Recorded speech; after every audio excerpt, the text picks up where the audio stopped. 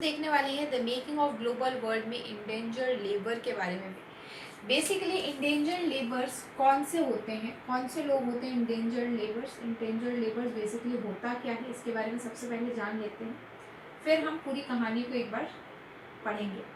Basically endangered labour वो labourer होते हैं जो कि कहीं पे काम करने के लिए लेके जाए जाते हैं। बेसिकली इंडेंजर्ड जो लेबरिंग होती है, जो लेबर्स होते हैं, यहाँ पे ये एक तरीके का आप ये समझ सकते हो कि लोगों को लेके जा रहे हैं। ये कुछ सालों के लिए, कुछ स्पेसिफिक सालों के लिए, कुछ स्पेसिफिक साल मतलब एक तरीके से कुछ स्पेसिफिक पीरियड ऑफ टाइम के लिए आप ये कह सकते हो। स्पेसिफिक पीरियड ऑफ टाइम के लिए आप किसी को लेके जा रहे हो फॉर वर्क, ठीक है।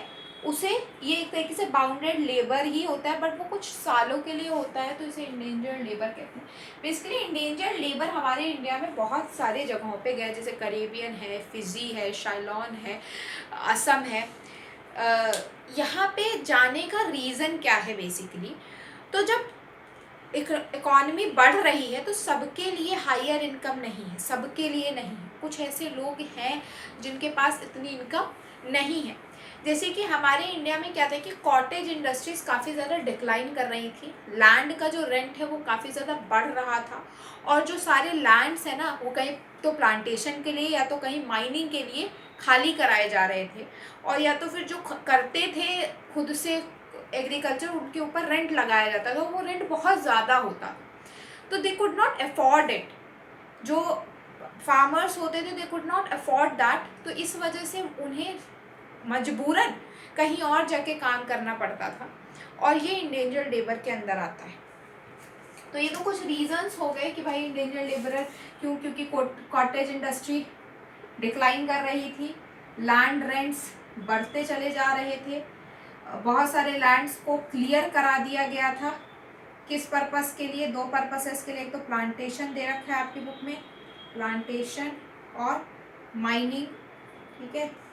माइनिंग के लिए, ये दो चीज़ों के लिए इनको खाली करा दिया गया था।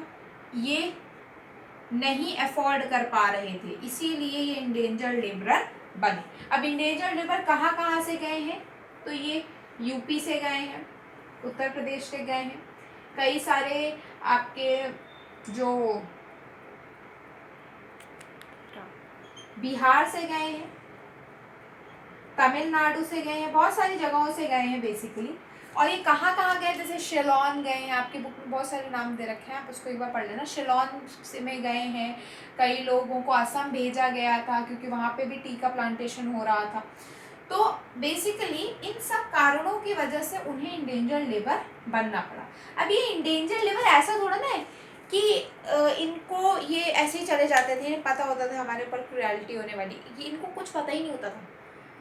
इनको जब पता चलता था तब तक बहुत ज़्यादा समय हो जाता था, मतलब काफ़ी टाइम बीत चुका होता था। अब वो उस जगह से बाहर तब तक नहीं निकल सकते जब तक उनका वो पूरा टाइम पीरियड ख़त्म नहीं हो जाता।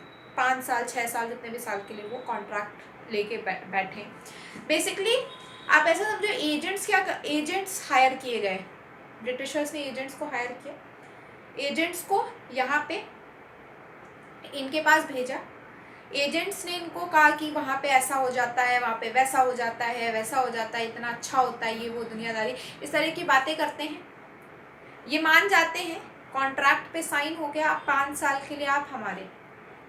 जब ये वहाँ पहुँचते हैं और वहाँ की चीज़ों को देखते हैं, तब उन्हें समझ में आता है हम बहुत बड़े खंडार में आ चुके हैं, लेकिन अब ये कुछ कर नहीं सकते हैं, ठीक है। They do not do anything. तो ये किसके थ्रू आते थे? एजेंट्स के थ्रू आते थे, और इन्हें किसी को पता नहीं रहता था, किसी को पता नहीं रहता था कि ये क्यों। कुछ को तो शायद पता रहता था, पर बहुत सारे ऐसे लोग हैं जिन्हें नहीं पता रहता था कि हमारे साथ होने क्या वाला है। इसी में ये एबॉलिश कैसे हुआ, इसकी कहानी भी दे रखी है लास्ट स्लाइड में।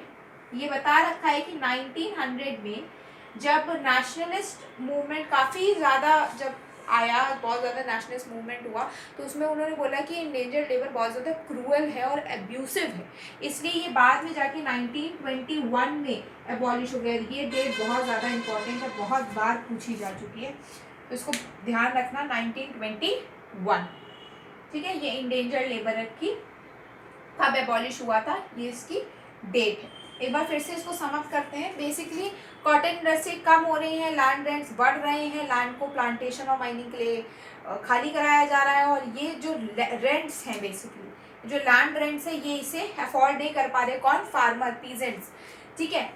बेसिकली हम तो फार्मर ही बोलेंगे, इंडिया में फार्मर बोला जाता है। यूपी, बिहार, तमिलनाडु, न जाने कहाँ कहाँ के लोग जो है, शिलोन है, आपका असम है, इन सब जगहों पे गए। इसमें एक चीज और बता रखी है कि बहुत लोगों ने कल्चर वाली चीज एक बता रखी है कि बहुत लोगों ने अपने अपने कल्चर्स को बेसिकली एक दूसरे में मतलब मिलाया। इसमें 3 एग्जाम्पल दे रखे हैं।